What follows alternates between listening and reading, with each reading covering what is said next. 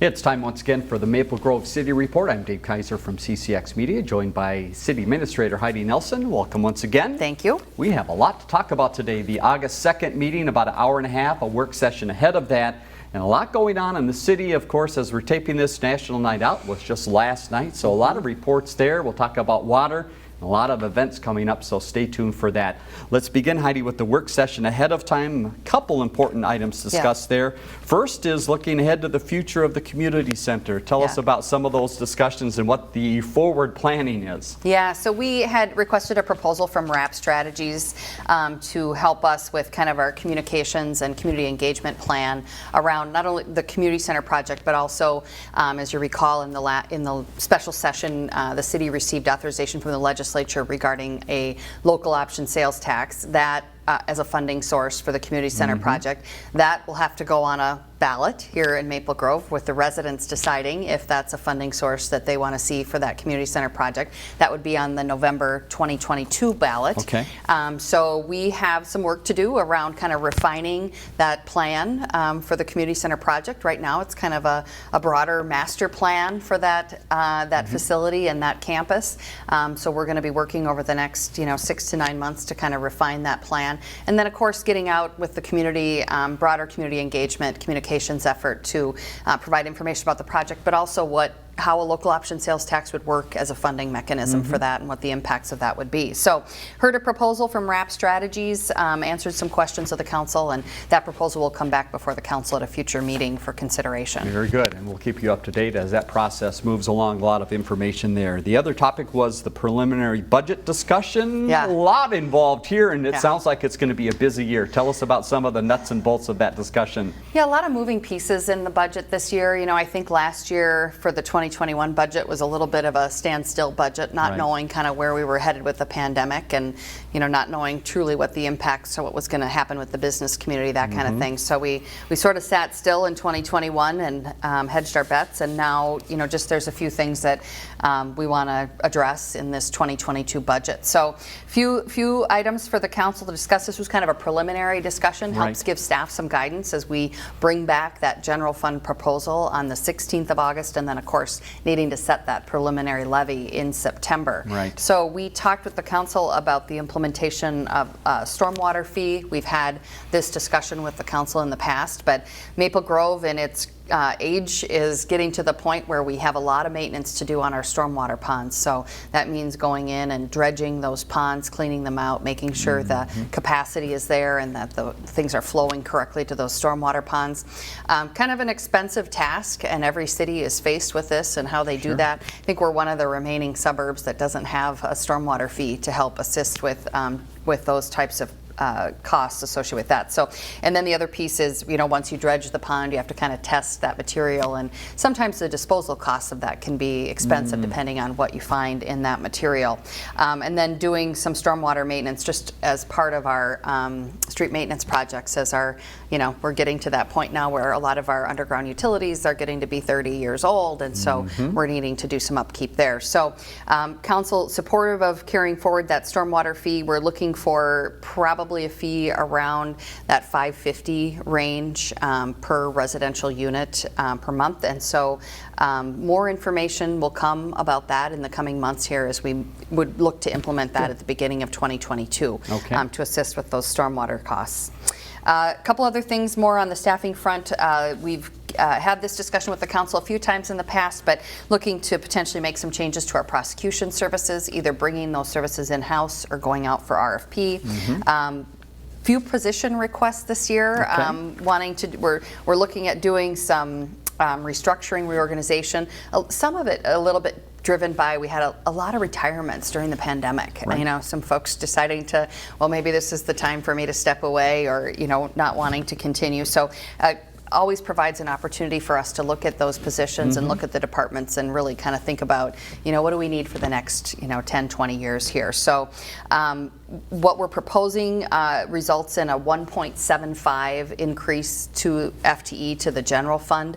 We were able to, through some restructurings, reclassifications, reduce the FTE count to the budget by 1.25, so the net increase would be a 1.75 increase to our full-time equivalent employee count. So a couple of things we're looking at in administration. Our communications coordinator and my support position is a shared position today, and you know, we have really increased what we're doing in terms of our communications efforts to the community. You know, social media has become such a big platform where people get information. So we're looking to split out those positions and have a separate communications coordinator and then a separate administrative support position for the administration area. Engineering, doing some reorganizing there following a retirement, which results in a reduction of 0.25 FTE. Looking to add an HR tech position to our HR function. We haven't added staff in that area for over 20 years, and a lot more, turnover in our city staff, so we're doing a lot more recruitment, our retention efforts, benefits, those kinds of things, really seeing the need to add some staff there in the support role. Looking to add a light equipment operator. We keep adding developments and streets and those kinds of things for plow routes. We added a new plow route this last year and really need to add some staff to keep up with that. This one gets funded by our utility funds, so really no impact, net impact to the general fund. And then moving on to police, of course, we established a traffic unit last year and added a traffic officer in response to just general concerns about traffic speed, blowing red lights, general distracted driving, reckless driving type of concerns in the city. So this would add another traffic officer to that complement. And then some changes over in Park and Rec Community Center, kind of some restructuring, reclassifications, which results in kind of about a net $10,000 increase to the community center costs and affects, of course, that general fund transfer to support that operation. So a lot of moving pieces here, but we really tried to look at it from an organizational perspective and think about taking advantage of some of the reductions that we made and how we would then repurpose that to meet the needs of the organization going forward. So again, about a 1.75 net increase in employee count to the general fund. So we'll see, had directors in, to talk about each one of those requests, and council listened to each of those and was able to ask questions, and so we'll continue that discussion on the 16th and get some final direction about what the council wants to do. A couple other items that we talked with the council. We have not updated our compensation and classification plan since the late 90s, since 1999. And so that's kind of a plan. We still use it for job classification and for our compensation plan, but we do see where we are falling behind in the marketplace with some of our comp suburbs. So we want to take a look at that compensation and classification plan and do a study. And then, of course, there's costs to implementation of that, so that's contemplated in the budget. Temporary wages, seasonal wages, has been a challenge for us, not unlike many businesses. We were only able to hire half of the seasonal complement that we normally would hire, so in support of our parks and our public works staff. We try to get a lot of things done in the summertime with temp labor, and it just wasn't there this year. So we're not only competing with other suburbs, but also the private market. So, we're competing with FedEx and UPS and restaurant industry for those workers, all of which have increased their wages. And so we really need to take a look at that. And how do we solve that? Because we can probably sustain it for a year or maybe two, but if this, labor condition continues, we would really start to fall behind in terms of, our maintenance and upkeep. And we really take pride in kind of how we, our boulevards and our street maintenance and those kinds of things. And so we don't want to let that slip. And so we're going to have to address temporary wages here so that we can remain competitive and address those maintenance needs going forward. So as you can see, a lot of moving pieces to this budget this year, but I think, I think the pandemic taught us some things, and I think we're dealing with a lot of the same things that private industry is dealing with in terms of, competition for jobs and wages and those kinds of issues. And so we're hoping to be able to solve some of that through the 2022 budget. But we'll come back on the 16th with another work session and talk a little bit more about kind of the general fund levy and what's being proposed and what the tax impacts of that would be. Very good. Well, I know that work session went a little long. It bumped in at the start of the council meeting, so there was a lot to talk about, and we'll keep you up to date as things develop here. So to the meeting from the 2nd, nothing pulled from the consent agenda. The first item under community development was Cub Wine and Spirits. We've talked about this a time or two, a new building coming out in that parking lot. What was this phase of the process? Yeah, so they were in front of us, a couple months ago for their liquor license for this new off-sale liquor store.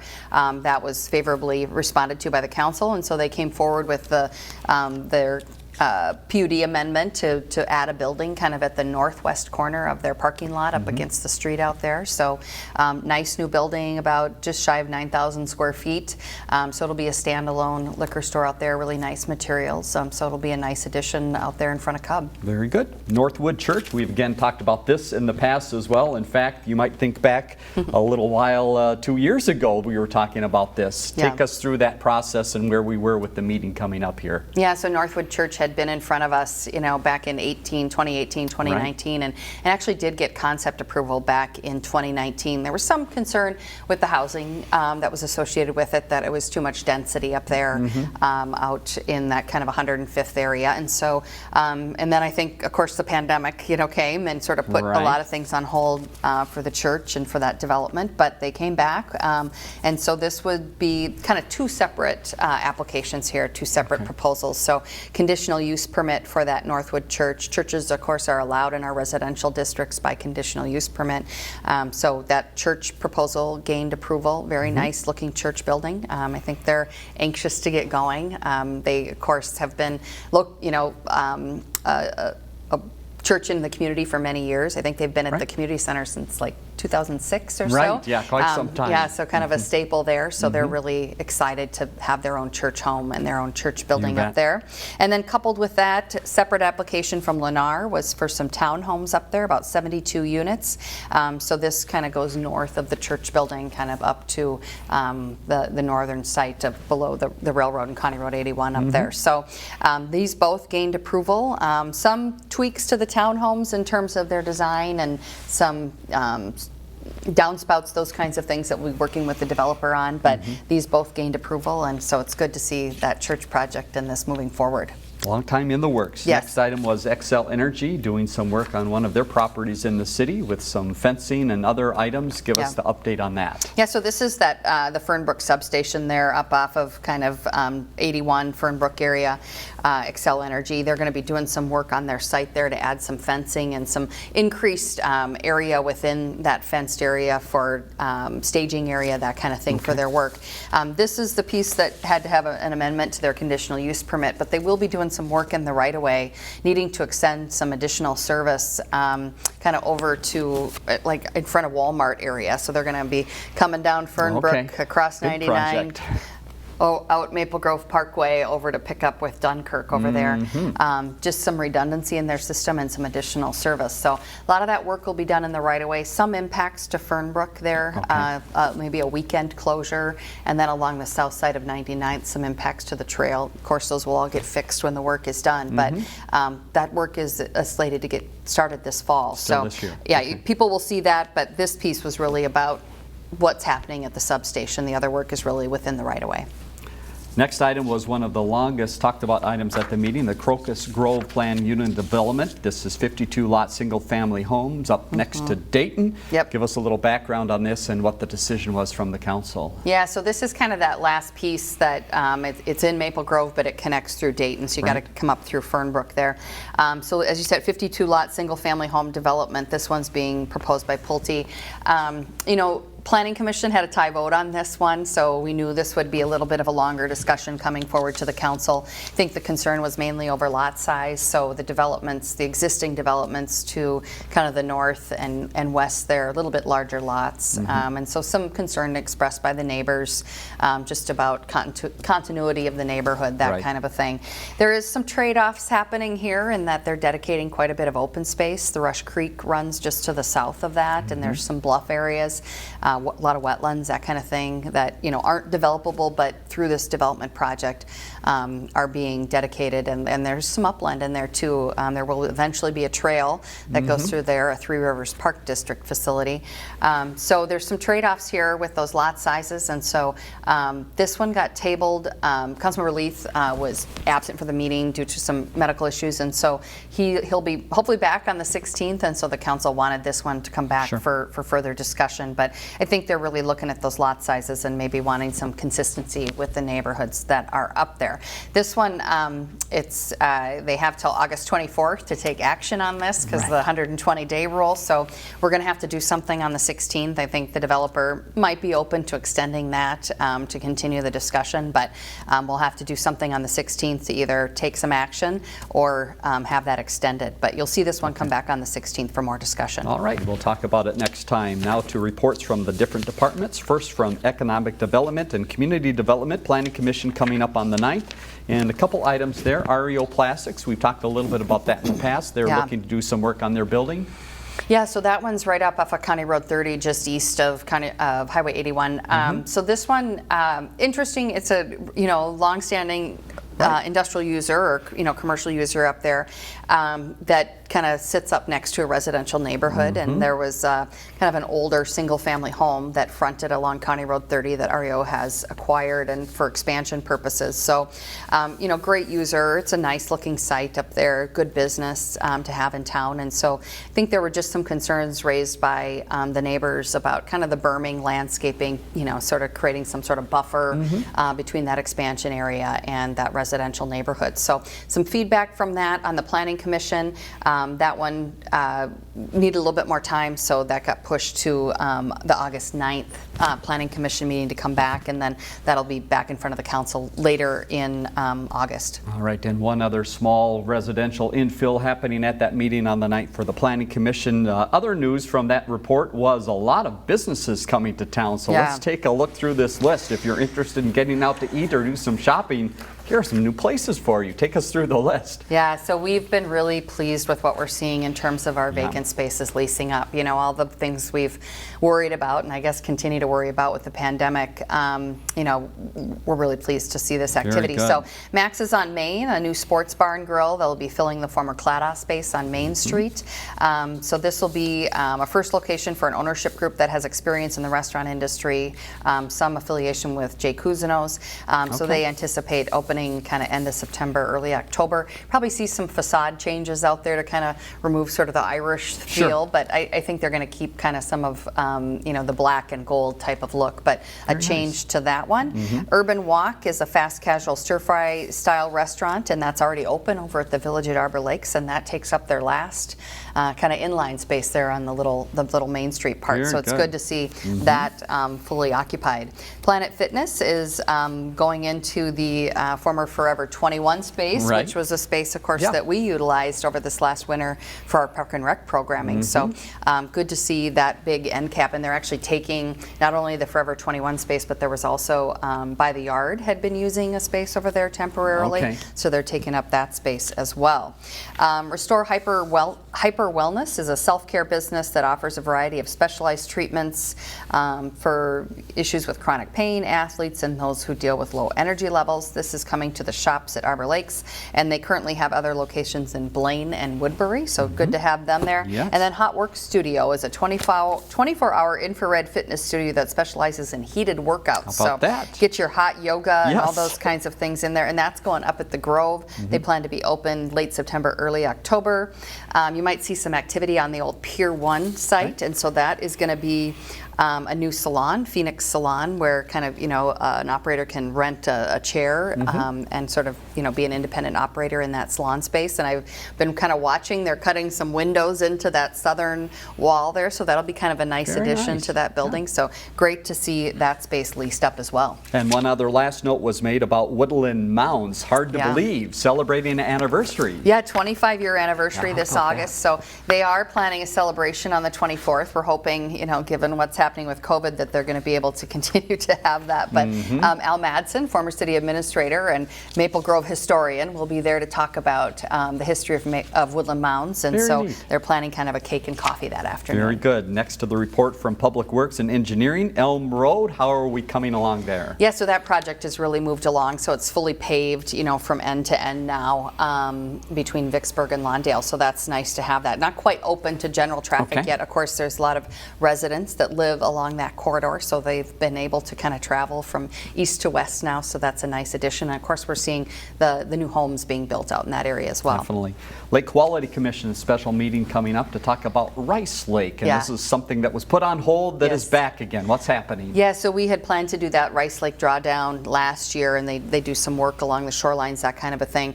That kind of got delayed due to, we encountered some turtle issues out there where they're burrowing, and with the early winter, that kind of thing kind of got in the way. So they had to postpone that and withdraw that, and now they're going to try to do that again this fall and into the winter months. And a little talk as well at that update about algae in the lakes. And again, I think the word was common thing that happens in the summer, but maybe with the heat we've had this year, even a little bit more than in the past. Yeah, I think the heat combined with no rain has really, all of our lakes are experiencing issues, as well as our stormwater ponds. We've had just a lot of complaints about, algae and the odor that can come from that. And yeah, I think the combination of heat and no rain is really causing us some issues. So the city is keeping an eye on that. Wellhead projects, what is a plan there for some protection coming up? Yeah, so part of our normal business, just making sure our wellhead protection plans are updated and in order, and that's a requirement of MDH.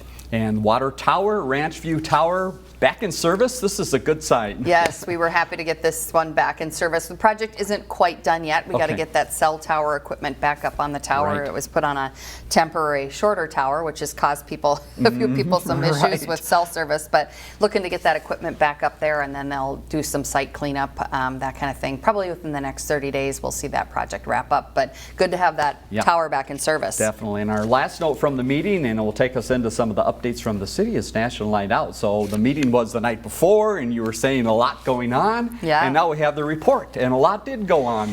How was it? We had a great night last night. It was a lovely evening. About 187 parties throughout the city. I was able to go out with Sergeant Stephen Parker to 4 parties kind of in the northeast corner of the city, meet with a lot of residents in a lot of great neighborhoods. So everybody, gathered back at the police department afterwards and kind of reported out, and I think everybody had a great evening. I think we heard a lot of really positive reinforcement and support for law enforcement in Maple Grove, and appreciation for what police and fire do in the community. And so it's always a great opportunity for us to get out and visit with residents, and of course listen to any concerns that they have in their neighborhood. I think a lot of things about just traffic concerns, a lot of the street racing issues that we've been dealing with, and so I think good to hear we're still trying to build our traffic unit and really dedicate more resources to getting after those issues. And so hopefully folks will learn Maple Grove is in a place where you want to come do that. And so I think it was just a great night and great day for everybody. And next update is something about the water, and I wonder, were there any questions about watering lawns at National Night Out? But the watering issues, the drought continues on. What should residents know? Yeah, so we're continuing with our restrictions of that odd even schedule, and then no watering between 10 a.m. and 6 p.m. We're keeping an eye to see if there's going to be further restrictions issued by the Department of Health, which kind of oversees those water things, water concerns. Nothing as of yet, but we continue to see. I know there's some rain predicted for the weekend, but we're really probably 8, 9, 10 inches deficit here on the summer, so it'll take a while for us to catch up. So we continue to monitor that, and we just ask for people to be mindful, adhere to the restrictions of odd even and not watering during the day, and then just reducing water use wherever you can. Very good. You might have seen some activity happening around the transit center over at the shops, and this is something new called the Mobility Hub. What is a Mobility Hub and how does it work? Yeah, so we continue to see transit kind of evolving. Yeah. We're continuing to monitor what's going to happen with our commuter bus service, in terms of, we think there'll be another, well, I say this and then not knowing what's going to happen with COVID right now. Right. Our hope was that a lot more folks would be going back downtown to work here and, after Labor Day. So we'll kind of see what happens there. But we did see the need to kind of restructure that front end of that transit station to create a mobility hub. And it's really a place of connectivity where different travel options can come together in terms of walking, biking, transit, shared mobility. So both our express buses, our local fixed route, our MyRide, carpooling, Uber, Lyft, bikes, those kinds of things. So if you have a chance and you're over at that area of the shops, take a look at that. And we've our MyRide service that continues to be popular, and so we're looking at maybe adding more service there to more of the local circulation, and that becomes a hub for that. So thanks to Mike Opatz for his leadership on this project, and we're getting some attention from some transit organizations about taking the lead on this. And of course, we added the electric car chargers at that parking ramp as well, so that kind of talks about the future of transit and what's happening with transportation. So this is a fun project that just recently wrapped up. Stop by and take a look. Ribbon cutting happened just in the recent week or so. Tell me about AbleCon. Yeah, so AbleCon is a tenant in our new Arbor Lakes Corporate Center there, right at the corner of 85th and Zachary. You've seen that new building there. They took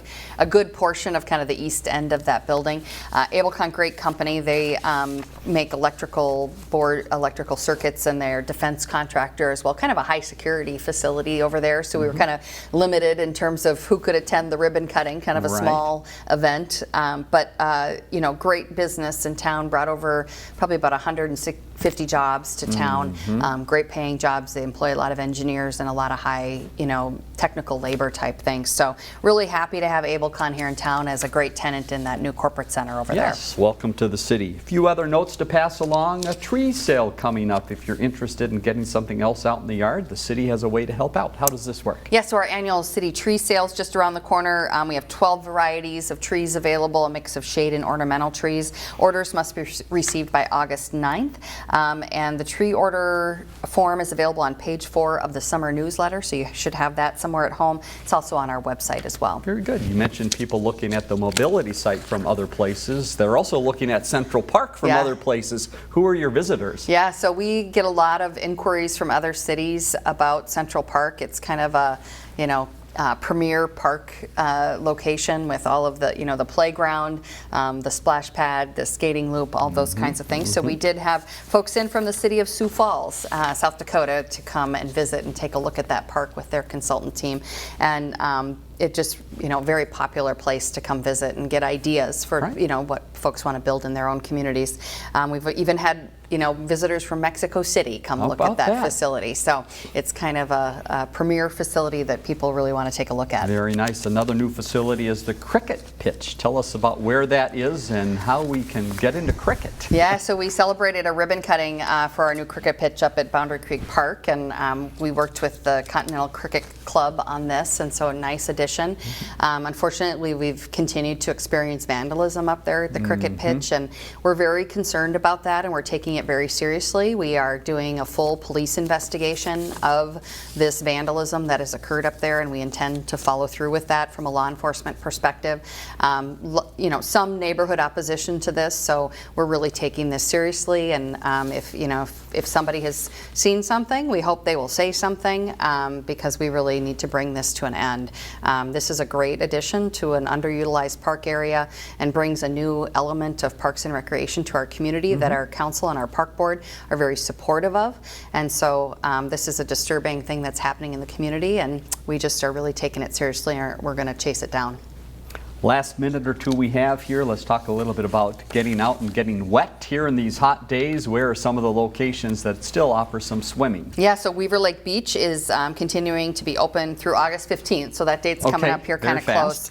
Open for swimming with the lifeguards and everything Monday through Sunday from noon to 7. And then, of course, the community center outdoor pool is open through Labor Day, and we continue with our Wild Wednesday discounted admission and games and fun on Wednesdays. And Farmers Market continues on. What is new at the market? Yeah, so lots of, end of summer produce here. And of course, I think the drought has continued to impact some of the farmers this year. That's been a challenge. But I was out there a couple Thursdays ago, and they seem to have a lot of great things. I know the sweet corn continues to be a popular thing. So outdoor market runs every Thursday through October 21st. Right now, the hours are 3 to 7, and lots of goodies out there for you. All right, and then our last second, a little update about music in the area. So Town Green performances continue on, and the concert on the lawn. Get some tickets, right? Right. So Town Green continues on Mondays and Wednesdays, 7 o'clock. We have the family entertainment Thursdays at 10:30 in the morning, and then, of course, movies at sunset on